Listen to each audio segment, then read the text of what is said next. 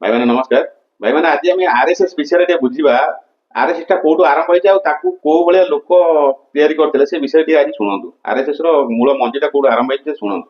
RSS के 4 लोगों का नाम बताओ जो वंदे मातरम नारा लगा के जेल गए, उनका नाम बताओ। आप अपने 4 पुरखों का नाम आप बताओ। आप नहीं बता सकते क्योंकि आजादी के आंदोलन में आपका कोई इतिहास नहीं, यही आपकी कुंठा है। तो इसलिए कभी आप कहते हो सरदार वल्लभ भाई पटेल आपके, अरे भैया सरदार वल्लभ भाई पटेल ने आरएसएस के ऊपर बैन लगाया था, ये रिकॉर्डेड हिस्ट्री है। और जब 18 महीने जेल में रखा गया आरएसएस के लोगों को राष्ट्रपिता महात्मा गांधी की हत्या के अपराध में, जब उनको छोड़ा गया, बैन हटाया गया, तो उसमें शर्त लगाई कि आप राष्ट्रीय ध्वज को मानेंगे, यानी कि आप तिरंगे झंडे को भी नहीं मानते। आपने 52 साल तक हिंदुस्तान का तिरंगा झंडा आरएसएस के मुख्यालय पे नहीं फहराया। आपने भारत छोड़ो आंदोलन के खिलाफ, आपके नेता जनसंघ के पहले राष्ट्रीय अध्यक्ष थे, उन्होंने चिट्ठी लिखी अंग्रेज गवर्नर को और कहा कि भारत छोड़ो आंदोलन जो हिंदुस्तान के क्रांतिकारियों का आंदोलन था, जो देश की आजादी का आंदोलन था, वो आंदोलन कुचल देना चाहिए, खत्म कर देना चाहिए। ये है रिकॉर्डेड हिस्ट्री।